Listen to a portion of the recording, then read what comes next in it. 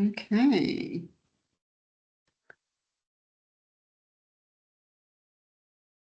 So we'll just start with a quick acknowledgement of country. AusCert through the University of Queensland acknowledges the traditional owners and their custodianship of the lands on which we meet.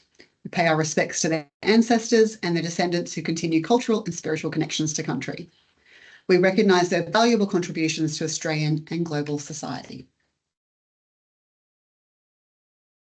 Right, we'll get straight into presenting ourselves for today. I hope a lot of you already know me. I'm Vet Chev. I'm the business manager at AusCert, and it's my pleasure to introduce you to James Chadwick, our principal analyst. Thank you, Pat. So James is very instrumental in AusCert for our GRC capabilities that you would have seen us slowly deliver over the last 12 months or so. So it's, he'll be doing a lot of the heavy lifting today. I'm just guest host and jumping in at occasion. He's really enjoying the different services that we're delivering and getting to work with our members. So I think you'll learn a lot from him today. So a quick agenda for today. We've got a little bit to cover, but never fear, we're not going to it's not going to be death by PowerPoint today. There's a lot more talking rather than having to read a lot. But yeah, we just want to explain a little bit about why you would choose working with us on a maturity assessment, what's included in them, a little explanation about the NIST cybersecurity framework, because that's very instrumental in delivering the service, which controls that we cover, and some of that reporting so you get a bit of an idea about exactly how things work, what you would receive, and then some frequently asked questions. At the end, we will have time for a Q&A session. So if you think of things throughout the presentation, please put them into the question and answer section of Teams. And we've got a few things that we can get started with, but yeah, we can start answering your questions as soon as we get to that component. This is the perfect time for me to hand over to James. Thank you, Beck. So let's unpack the maturity assessment package available from AusCert, what you're here for today. So why choose the AusCert maturity assessment? You can see there's a few, bullet points there, but it is ideal for organisations beginning their cybersecurity maturity assessment journey and require a snapshot of where they are today, as well as having a roadmap moving forward. But we'll unpack that a little bit more later on. So AusCert offers, expert guidance and consultations, which will help empower you to confidently navigate today's cybersecurity landscape, while also adhering to industry benchmarks such as the NIST cybersecurity framework. So through collaboration, we aim to work together with you to reduce your risk exposure, to hopefully being able to work with you on that journey and make that more advanced for you. And it is a cost-effective assessment compared to others available in the market.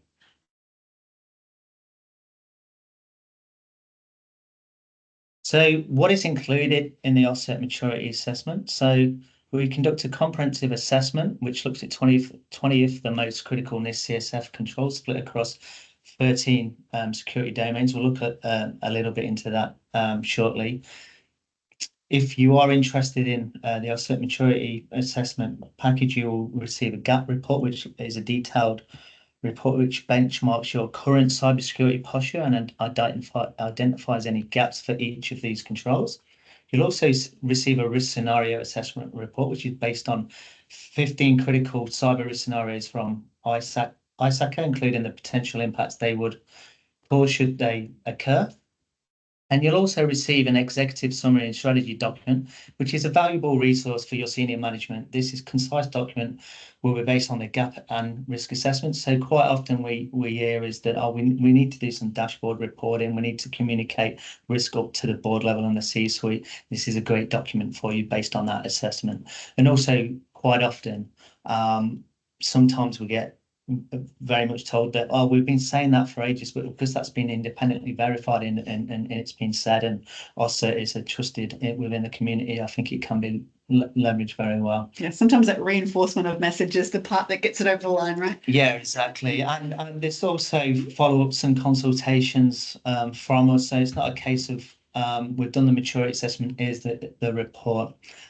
pretty much with you know, we are your ally in cybersecurity, so we're there to help you. And obviously, a maturity assessment may identify many control weaknesses, but say, for example, within a 6-month period, you manage to work on 2 or 3 of them based on when you can uplift them and what the maturity is, we can generate another report for you and fix that up to you just to see that little bit of progress. But generally speaking, we do have reassessments rebooked in with us probably yearly from most of our organisations and schools who we work very closely with. Yeah, I think that's one of the key messages I like to get across is it's a very collaborative approach. It's not about just outsourcing this as a key piece of work and then you've got a report. We actually work with you so you understand why we're asking for data, what information we need along the way. And it's actually about working about how you actually take those next steps and improve. And so it's a very collaborative process. Yeah, exactly. Okay. So NIST cybersecurity framework, so some of you today who are may have already be well aware of this framework, but for those of you who are not so, NIST cybersecurity framework developed by the National Institute of Standards and Technology. It offers a structured set of guidelines organised into 6 core functions as illustrated in this diagram. So this is NIST 2.0, which now includes the govern function, got updated around probably a year ago. Don't quote me on that, but it was last year. But its broad acceptance around the world obviously underscores its value and effectiveness in addressing cybersecurity challenges on a global scale. It is a flexible framework, so you can go into the areas of which going to give you the most value. For example, if you need to work on your governance and your risk management components more, it does have that flexibility. So obviously, as you can see in the diagram, so it's 6 core functions: govern, identify, protect, detect, respond, and recover. So it is a very useful framework, and we look at the 20 most critical controls within the NIST cybersecurity framework. We'll have more on that in the next slide. So in our assessment, as I've said, we look at 20 of the most critical NIST. We can't possibly cover all of NIST is what we're trying to tell you. Yeah, so obviously, you know, many controls in there, so we can't look at all of them. But with the 20 controls we look at, they're split across 13 domains, and you can see they're not all technical, they're not all people, they're not all process-based. There's a little bit of everything. So a bit of a balanced approach to it. A balanced approach. I like that. So, for example, if the govern function, security, privacy, governance, and third-party risk management, identify function, asset management, protect, vulnerability and patch management, endpoint security with detect and then respond, incident response, which we generally find is one of the weak points, and also disaster recovery within the recover function. I say function, but some people like to say pillars, if that makes more sense, but this uses the terminology function. So that's pretty much the key areas of the controls we look at within them 13 domains. So quite often we get asked, what do the reports look like? So we're not going to go through every single control, but essentially for all 20 controls assessed, we are like your current maturity and the target maturity set for the overall assessment goal.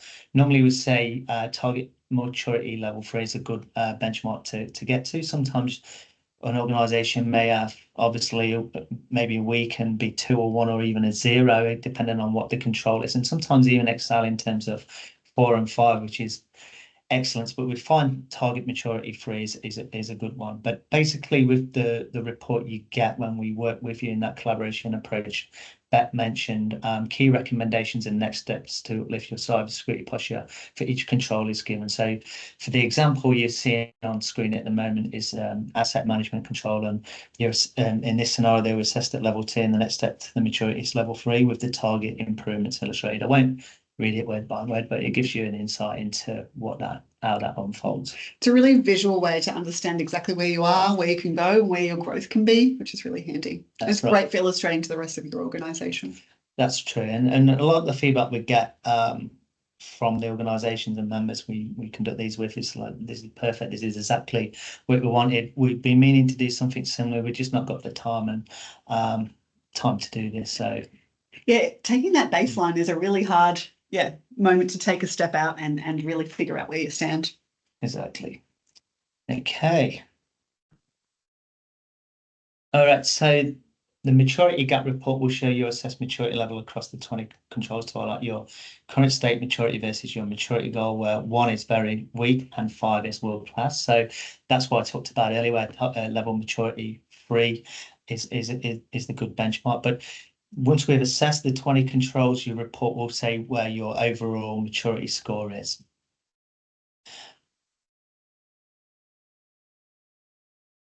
So the maturity gap report also highlights your current maturity level of the 13 NIST domains covered in your assessment. So in this example, the overall maturity goal was level 3. And many domains were either 1 or 0, which means that the security posture is very weak if it's 0. So obviously red is bad and green is obviously good. Good traffic light system. Yeah, traffic light system always makes sense to most people. So yeah, you can see 13 domains on the left and where this organization was tracking.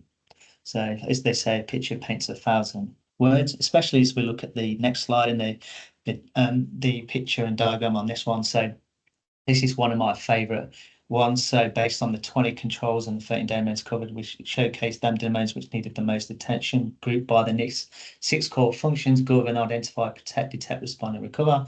Again, as I said, it gives you that snapshot, which is very clearly to read third-party management in this scenario needed the biggest uplift in terms of their maturity program uplift. And as you can see, generally speaking, we see endpoint security very good, third-party risk management very prevalent at the moment, this topic, but we kind of see that very weak as well as in certain spots. Yeah, visually, I think this really helps with your prioritization and where you can sort of make sure that you're getting a bit more even approach across the different pillars. And senior management and C-suite love this snapshot because it clearly they can understand it as well. It's a good snapshot.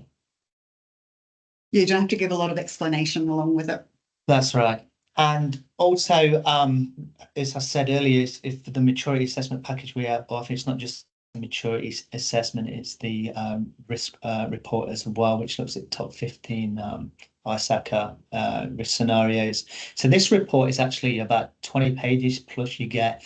However, it includes an heat map, which you can see on the left of this slideshow, which summarizes the greatest risk to your organization based on the potential impacts they would cause should they occur. So another powerful one there, and you can see the risk scenarios on the right hand side there in terms of what we unpack and go through with you. So as part of that, so you've got your maturity assessment gap report, you've got your risk scenario assessment report, but then also once we've done the gap assessment, we've done the risk assessment, then you get the executive summary and strategy document, which is based on that assessment. And this includes the gap assessment overview for your example, highlighting the organization, for example, is a combined maturity level of them 20 controls, say, for example, 1.5 or 2, and the target maturity is 3. It'll include the risk scenario, heat map from your risk assessment, and also security improvement roadmap page detailing controlled improvements that can be used as a guide over the 4 key phases, and a strategy on a page. So it's basically an high-level and concise summarization document that can be communicated upwards to the board rather than them reading 40, 50 pages of documentation. It's the best of both documents, and it's a clear snapshot. It's the highlights. It's the highlights. It's everyone's favorite. So strategy on the pages, which I just talked to as the key information on that. So I've highlighted a few bits here, what I just talked to. So for example, resolve at least 80 of the deficient controls identified, and there's 18 controls requiring uplift in this assessment we did with this example. So we are going to open the floor for questions. So if you've thought of something as James has been explaining those concepts and what we cover and what we don't, please pop them in the Q&A, but we do have a few that we can get started with if we don't have those. We may have some of them questions already answered for you. So some of the typical ones we have is Does the maturity, what does the maturity assessment consist of, and what do we receive? So just to recap, we've already gone through this, but you get the maturity assessment and risk scenario assessment, typically conducted remotely, but can be executed on site if that's your preference. You'll receive the maturity gap report, a risk scenario assessment report, and the executive summary and strategy document. And then also the walkthroughs of the reports once completed, and Q&As in our which is typically a remote meeting where we send you the we walk through the reports, but then we have a follow-up once you've had time to actually absorb that. The other typical question is, how long does the process take? So it can vary depending on your maturity, but the initial maturity gap assessment initially takes around 2 hours, during which we'll establish your target. So it roughly takes around 2 hours, and then the next step we do is to conduct the risk scenario assessment. It typically takes around 1 hour. Following that, we'll review the assessment reports with you, and generally have a 1 hour session just to go through that in more detail. The other question is we have is, the maturity assessment package is good, but can we just have the maturity assessment and the gap report? Absolutely, you can. And the service available is not just the old package. You can have just the gap report if that once, and then that cuts down some of the engagement time as well if you've got a busy schedule.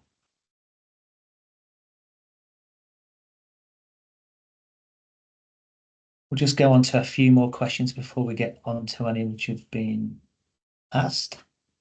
Do you prepare a cyber incident response plan as part of the assessment? No, we don't, but we can develop one for you, or through our cyber incident response service, or we actually have a training program if that's more of your flavor in terms of we offer an incident response training program where you actually learn how to write one, and you can come out with a bespoke incident response time. So basically we can either train you or we can actually do one for you, but essentially it's not part of the maturity assessment, but there is a control on cyber incident response. Or alternatively, there's no obligation to go through this. You can go through, you can go elsewhere. You're not obligated to go through us. The other one, does the assessment include a penetration testing? Penetration testing is not required for this assessment because our goal is to evaluate and answer your cybersecurity posture against the 20 NIST controls. So the NIST controls we look at is not a penetration testing one. And does the assessment include a phishing campaign? It does actually, one of the controls is based around cybersecurity culture, but it doesn't include a simulated campaign. So long story short, no, phishing campaign is not part of this assessment, but we do look at your maturity in cybersecurity culture. So we don't run a campaign in conjunction. Okay, so we might just, is there any questions? We have got a couple of questions. So the first one from Mary Christina is, how do you communicate the outcome, especially if it's under average, of the assessment to boards and senior management to get their support? So is that I guess just let me absorb that for a second. Yeah. So how do you communicate it once you have the report, or how do you communicate it if you would like to have the assessment? I think it's once you have the report. Yeah, if it's under average and below, and yeah, well, how do you give that bad news to your board? Sometimes bad news is good news, right? But not always. Price opportunity.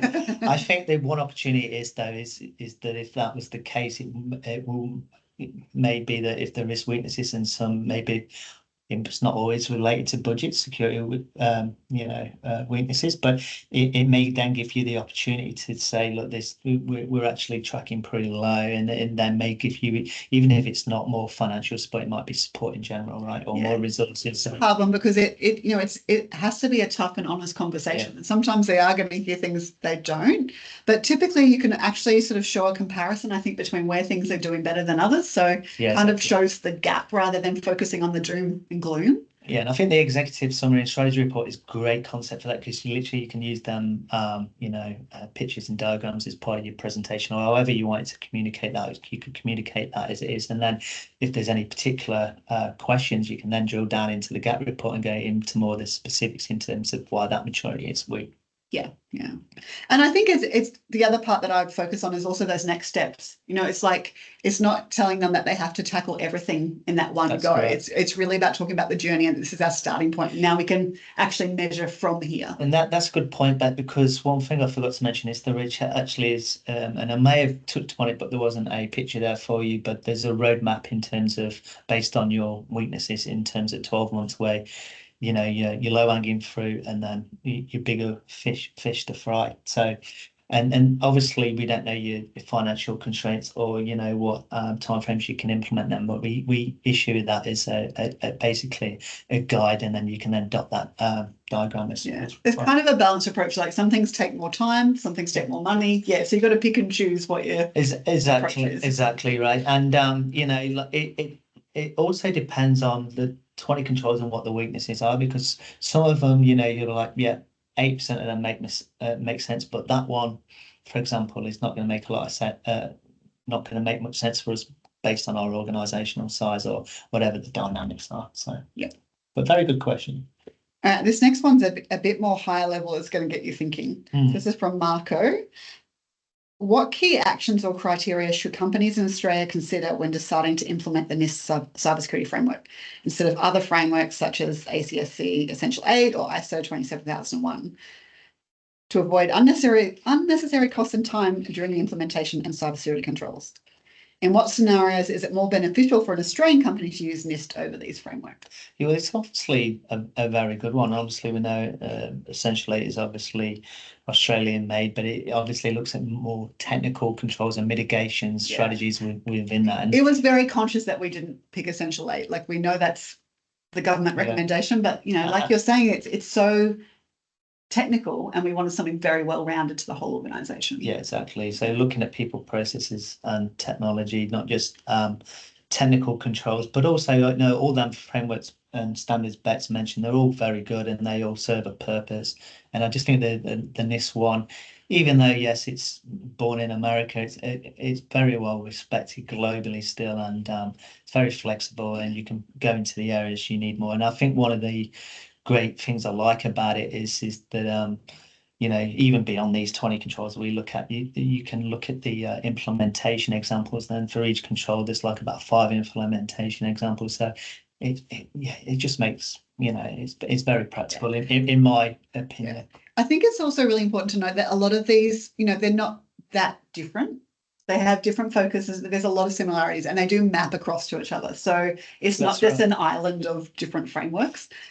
And that's very true. It's kind of like, well, if we go on to this journey, what happens if we change tact? And you know, we've got that. And this is you won't have lost the work. You won't have lost it because yeah, as Beck mentioned, you know, these controls map across to CIS and ISO and other frameworks and standards. But you know, this one is really, like I said earlier, very good for having that current snapshot and your next steps for if you certainly at the start of your maturity assessment journey. Yeah. And look, to be honest, this service is also, you know, if you're an organization that's tackling ISO, you're at a very different maturity level. I think, you know, that's a very confronting and very, you know, full on end-to-end framework where you really do have to get into that level of detail and yeah, that's right. And we don't currently well, we do and we don't work in that space, but certainly if that is more of your jam after today, please still get in touch as well, because we can put you in touch with our partner for that. Yeah, yeah. But yeah, really what we're targeting with this service is more of you know, that small and medium organization with a lower maturity that don't really know where to start. So we wanted to make this really accessible and really understandable and not as overwhelming. So that's one of the approaches as well. Exactly. Okay. Another question. Why is AusCert, an Australian security org, not using ASD's preferred framework? I think we've kind of explained that. But we have just in that space, we've just launched a training course in that space. Yeah, we have. Yeah. So we do have a training course that I think is happening for the first time in April. So not too far away. That's a bit scary to say, actually. That we are tackling that as a training course. But yeah, for this actual, you know, like we were saying before, for this maturity assessment, we just didn't feel like it was going to cover enough ground across all those different aspects and also we're very focused on not only doing technology solutions, it is about the rest, that big picture, which essentially it doesn't currently touch. It's not in the Essential 8, it's in the expanded right. edition. Yeah. But thanks, Glenn, for that question. And as well, don't be shy. Like, if there is any further follow-up questions you want to ask, and maybe today's not the right mechanism that you'd like to ask your questions, please email us by all means.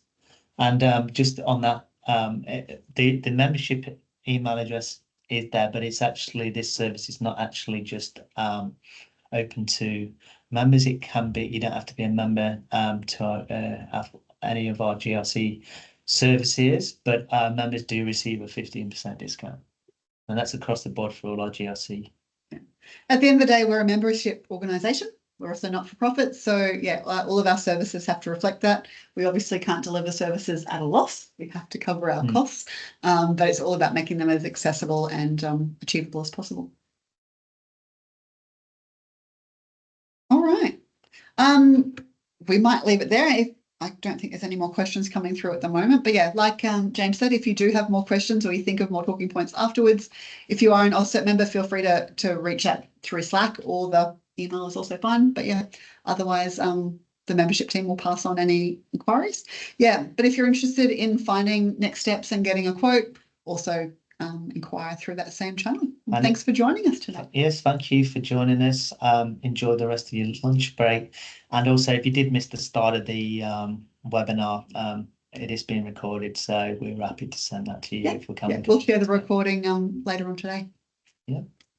So thank you for your time. Enjoy the rest of your day and have a great weekend when that comes.